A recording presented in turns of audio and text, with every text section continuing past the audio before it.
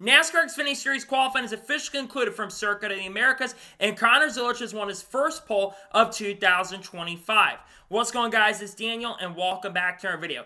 As I said a second ago, Xfinity Series qualifying has officially concluded from Circuit of the Americas, and Conor Zilisch has won his first pole of 2025.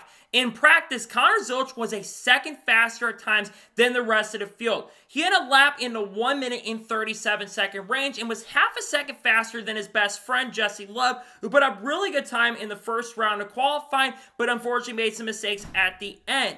Meanwhile, the most of the rest of the field was in like the 138s and 139s, and the only driver who really had anything for Conor Zilisch in qualifying was Ross Chastain, who of course driving 9 for Junior Motorsports with affiliation from Trackhouse Racing. We obviously know that Ross Chastain is historically very, very good at Circuit of the Americas. We knew that Conor Zilisch was probably going to be the car to beat. He had the fastest car in practice by a good margin, so it's not a shock and surprise to see him win the pole. And going into tomorrow's race, he was lights out above the rest of the competition. In practice earlier today, I think Conor Zilisch is absolutely the favorite to win the race tomorrow. He is going to be really strong to beat. There's going to be some guys that are going to be really good. Ross Chastain was really fast today. William Byron showed some really good speed today. And the Junior Motorsports cars in general, when you look at the top 5 qualifying times, Junior Motorsports and Hendrick Motorsports have the top 5 fastest times in qualifying. The JRM cars are going to be really, really strong tomorrow, and I think you're going to have to beat the Junior Motorsports cars to go to victory lane. But Conor Zilisch, I just continue to be impressed with him, but I'm also not surprised and shocked. He won the pole for the Truck Series race last year, Circuit of Americas, and he's also going to make his NASCAR Cup Series debut on Sunday, which I think he's got a really good chance and opportunity to win the pole. I'm not sure about him winning the race because you got guys like Shane Van Gisbergen, Kyle Busch, Kyle Larson, Chase Elliott, even Bubba Wallace in that race too, and even Ross Chastain and William Byron, Christabel, those guys who have a shot at winning. But I think at the end of the day, Conor Zilisch is going to put up some really strong numbers. He was really fast. I think he's got a really good chance and opportunity to be a major threat to go to victory lane. Nonetheless, congratulations to Conor Zilisch on picking up his first pole of 2025 in his second career NASCAR Xfinity Series pole. I think he's got a really good chance and opportunity to get it done. I've been really impressed with Zilisch. It's a huge deal for him. Glad to see him win his first pole of 2025. So now let's talk about some of the notable qualifiers that were up front and talk about some of the cars that unfortunately failed to make the race. So Conor Zilisch won the pole. Ross Chastain finished second. He was the only other driver within 1 second of Conor Zilisch in qualifying. And like I mentioned, Ross Chastain is really good at Circuit Americas. He's been good in Xfinity competition, been good in truck competition, especially been really good in Cup competition, as this is where he got his first career NASCAR Cup win 3 years ago.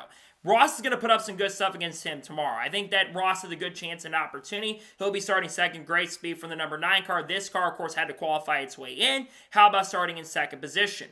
William Byron qualified third. No surprises here. William Byron is the defending winner of the NASCAR Cup Series race at this track. He almost won the Xfinity Series race here back in 2023. William Byron will be starting third, great speed from the number 17 machine.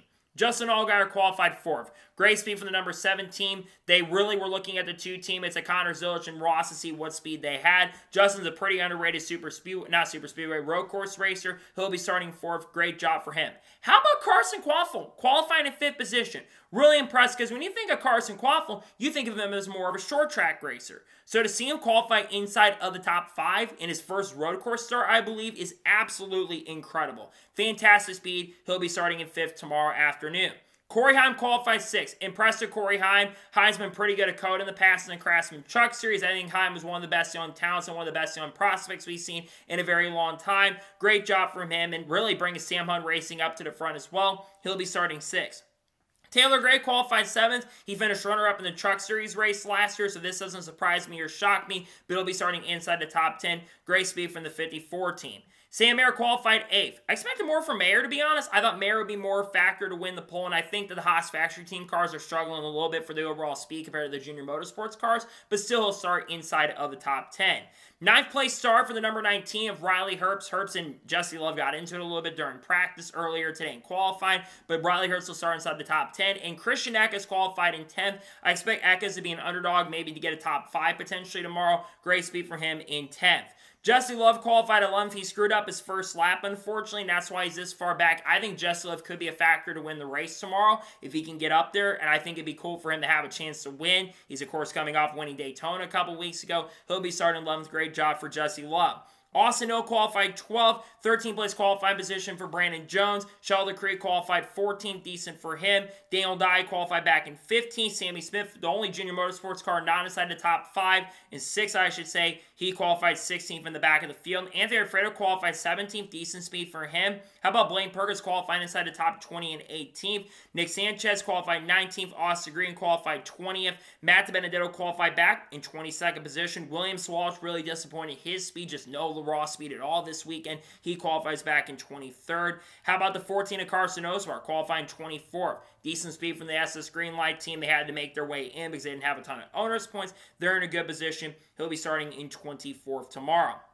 Preston Pardus makes the show with a 25th place qualifying run. Josh Bilicki 26th from the qualifying runs. Jeb Burton 29th. Dean Thompson really disappointing back in 30th. Harrison Burton just made the field barely. No speed from the 25 team. We saw issues last year of Haley Deegan when she was behind the wheel of this car at the road courses, and just no speed from Harrison Burton. I was really expecting them to struggle because Harrison's been good to start the year, but he just makes the show this time around, and Brennan Poole got the last official spot in. The 3 cars that will miss it, unfortunately, Brad Perez, I think, misses the show. I believe the 35 of Baltazar Laguzamon will not make the show as well. Actually, I think the 71 of Ryan Ellis also misses, and I believe Parker Resniff have missed the show, which is unfortunate. Ryan Ellis and Thomas Annunziata, I think, despite the fact they're in the bottom of the leaderboard, they should be good to go to make it.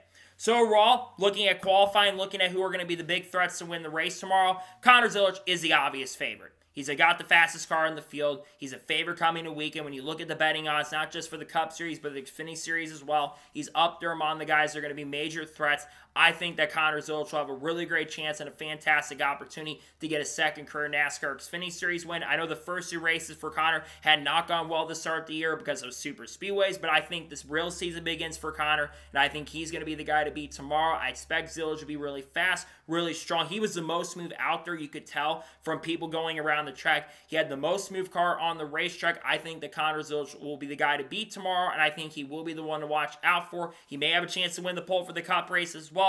Congratulations to Conor Zilisch on winning his second career NASCAR Xfinity Series pole this weekend at COTA. So, that is going to be a full reaction to NASCAR Xfinity Series qualifying at Circuit of the Americas. I want to thank you guys for watching. Please subscribe to the channel, notifications on, so if I win a video, it does go live on my channel.